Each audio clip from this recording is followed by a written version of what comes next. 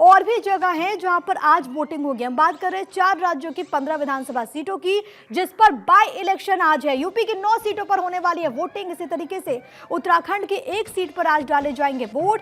पंजाब की कुल 4 सीटें इसमें शामिल, केरल की भी 1 सीट पर वोटिंग। इसके अलावा महाराष्ट्र की नांदेड़ लोकसभा सीट है जहां पर उपचुनाव के लिए आज होने वाली है वोटिंग। लेकिन सबकी निगाह यूपी में होने वाले बाय इलेक्शन पर, क्योंकि ये जो 9 सीटें हैं वो बेहद ज्यादा महत्वपूर्ण है और इसको लेकर के राजनीतिक दल जो कि चुनावी मैदान में पूरी तरीके से कमर कस के उतरते हुए नजर आए थे। आपको याद होगा कि इन सीटों पर हालांकि पहले ही वोटिंग होने वाली थी, लेकिन कार्तिक पूर्णिमा की वजह से अनुरोध किया गया, जिसके बाद तारीख को आज तय कर दिया गया। यूपी में कौन कौन सीटों पर किस तरीके का मुकाबला वो आप समझिए। मीरापुर की बात करें तो मिथिलेश पाल आरएलडी की टिकट पर चुनावी मैदान में, समाजवादी पार्टी की तरफ से संबुल राणा को यहां पर उम्मीदवार बनाया गया है ये सीट, क्योंकि एनडीए ने इस सीट को दिया है आरएलडी को। गाजियाबाद की बात करें, संजीव शर्मा बीजेपी के कैंडिडेट, समाजवादी पार्टी से सिंह राज जाटव जिनको उम्मीदवार यहां पर बनाया गया है। इसके अलावा क्योंकि गाजियाबाद सीट, क्योंकि अतुल गर्ग जो कि वहां पर चुनाव लड़ते आए हैं और इसके बाद सांसदी का उन्होंने चुनाव लड़ा था और इसी वजह से सीट खाली हुई। फूलपुर की बात करें तो बीजेपी की तरफ से दीपक पटेल है और इनका मुकाबला हो रहा है मुस्तफा सिद्दीकी से, जो कि समाजवादी पार्टी के टिकट से चुनावी मैदान में है।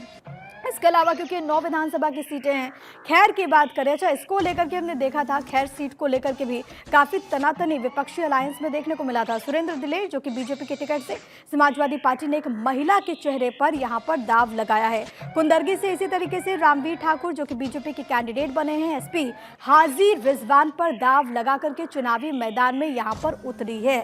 इसके अलावा अगर बाकी सीटों का भी हाल आपको बताएं तो करहल से भी जो मुकाबला है वो बेहद ज्यादा दिलचस्प होगा, क्योंकि बीजेपी की तरफ से अनुजेश यादव है, एसपी की तरफ से तेज प्रताप यादव। तो यहां पर आप देखेंगे रिश्तेदारों के बीच में भी ये जो चुनावी जंग है वो यहां पर आपको नजर आएगी। करहल जहां से अखिलेश यादव प्रतिनिधित्व करते रहे हैं, लेकिन लोकसभा का चुनाव उन्होंने लड़ा, उसके बाद सीट खाली हुई। सीसामऊ की बात करें, सुरेश अवस्थी का मुकाबला इस दौरान नसीम सोलंकी से आपको देखने को मिलेगा।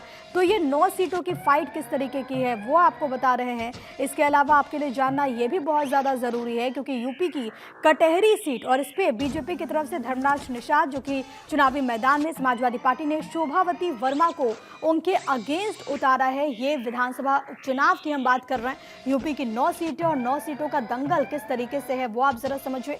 करहल पर समाजवादी पार्टी ने बीते चुनाव में जीत हासिल की थी, कुंदरकी से भी सपा जीती थी, सीसामऊ से भी सपा जीती थी, गाजियाबाद में बीजेपी ने कमल खिलाया था पिछले चुनाव में। मझवा सीट की बात करें तो यहां से सुचिस्मिता मौर्य बीजेपी के टिकट से चुनावी मैदान में, समाजवादी पार्टी ने डॉक्टर ज्योति बिंद को यहां से चुनावी मैदान में उतारा है। फूलपुर सीट बीजेपी बीते चुनाव में जीती थी, खैर सीट भी बीजेपी के खाते में गई थी। मंझवा पर हालांकि निषाद पार्टी ने बीते चुनाव में जीत हासिल की थी। मीरापुर पर इसी तरीके से आरएलडी जीती थी। तो ये भी चुनाव बड़ा दिलचस्प है, यूपी में बाई इलेक्शन। और ये चुनाव की अहमियत आप इस तरीके से समझिए, क्योंकि आपके मन में ख्याल होगा कि सिर्फ 9 सीटें तो हैं, ये इतनी इंपॉर्टेंट क्यों है। तो ये 9 सीटें इसलिए इतनी इंपॉर्टेंट है क्योंकि ये जो चुनाव है वो लोकसभा चुनाव के बाद और विधानसभा चुनाव के जस्ट पहले हो रहा है। यानी कि ये जो बाई इलेक्शन है वो एक तरीके से लिटमस टेस्ट भी है, वो एक तरीके से अग्नि परीक्षा भी है, वो एक तरीके से पार्टी को अपनी तैयारियों को भांपने का एक मौका भी देती है। क्योंकि आप देखेंगे यूपी में लोकसभा के चुनाव में भारतीय जनता पार्टी का प्रदर्शन उस तरीके से नहीं रहा है।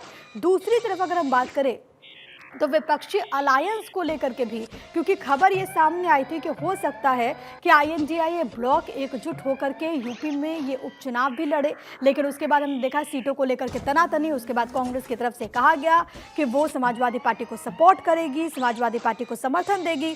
और अब इन 9 सीटों पर किस तरीके से फाइट है वो आपको लगातार बताते हुए यूपी की 9 सीटों पर अब से थोड़ी देर के बाद होने वाली है वोटिंग शुरू। ये बाई इलेक्शन है, 4 राज्यों की 15 सीटों पर होगा उपचुनाव। और ये एक बड़ी खबर भी सामने आ रही है कि यूपी उपचुनाव को लेकर के मुख्यमंत्री योगी आदित्यनाथ ने भी पोस्ट कर दिया है यूपी की 9 विधानसभा सीटों पर, क्योंकि आज वोटिंग हो रही है।